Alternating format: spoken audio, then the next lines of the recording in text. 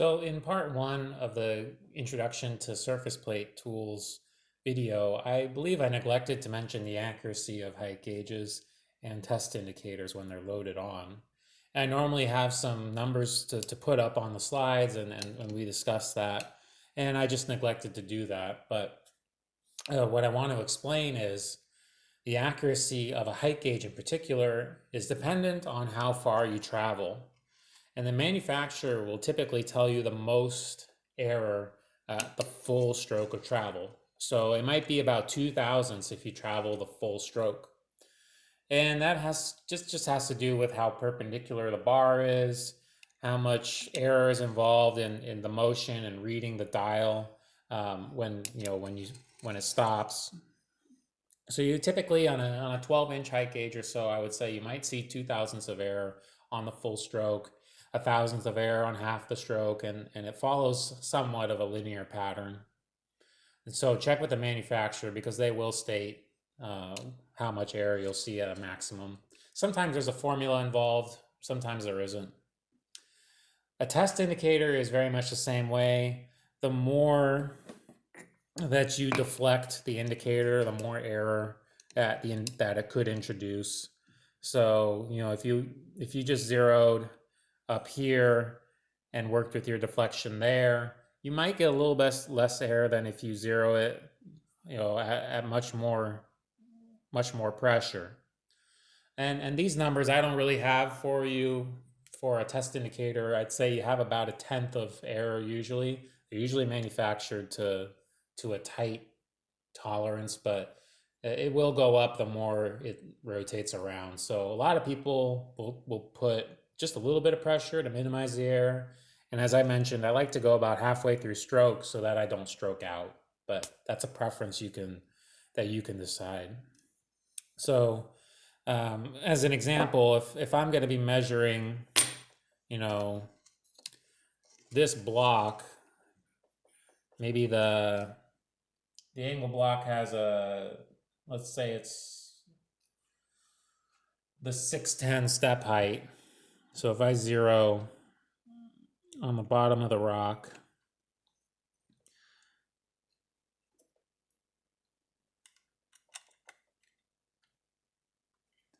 and then I go up to my 610 step height,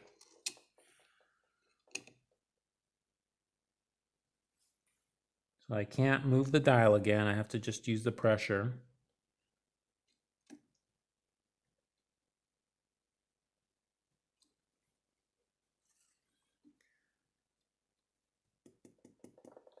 I've seen some people tap it into place, and that sometimes works. All right, so I'm reading about 607.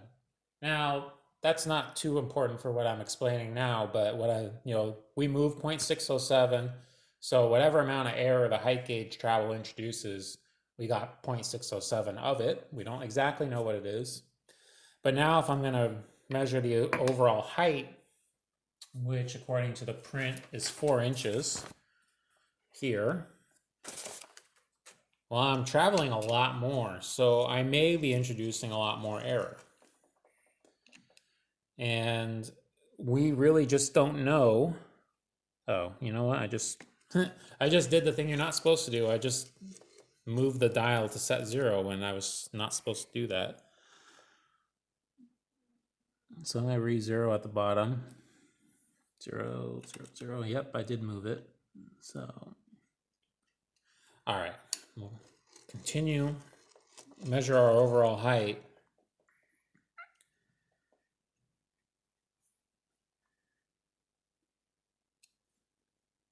And there we go. And I'm reading about 4 inch and 1/1000th. See if I can get that into the camera shot. There's a little parallax there, but 4 inch and 1/1000th reading here.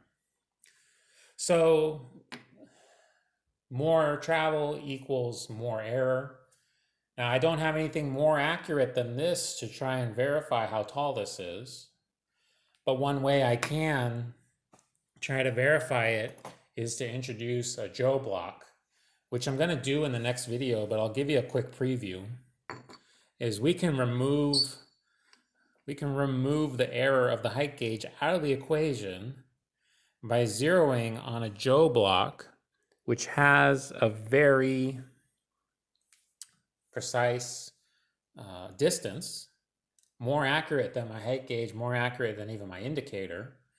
And we do a comparison measurement or a transfer measurement. So I have this zeroed at 4, and then we're going to do a comparison to it. And I get about the same as I got with the height gauge. I would say maybe 2 or 3 tenths more showing than I had with the height gauge. So there was a difference. I had a little bit less than 4.001, and now at certain places, I'm reading about the same or a little bit more in certain places. So overall, just remember, the more you travel, the more potential error you're introducing, but you do have some methods to remove that from the equation of the error and lock it in place and transfer the error you're using to a Joe block, which is going to be one of the topics I cover in the gauge accessories surface plate video. So anyway, next up will be part 2, where I'll talk about drop indicators. And these have the same situation. The error is going to be based on how far you travel, and you can minimize that introducing some other blocks to minimize the travel. So check out that video, and I'll see you in a moment for the next video. Thank you.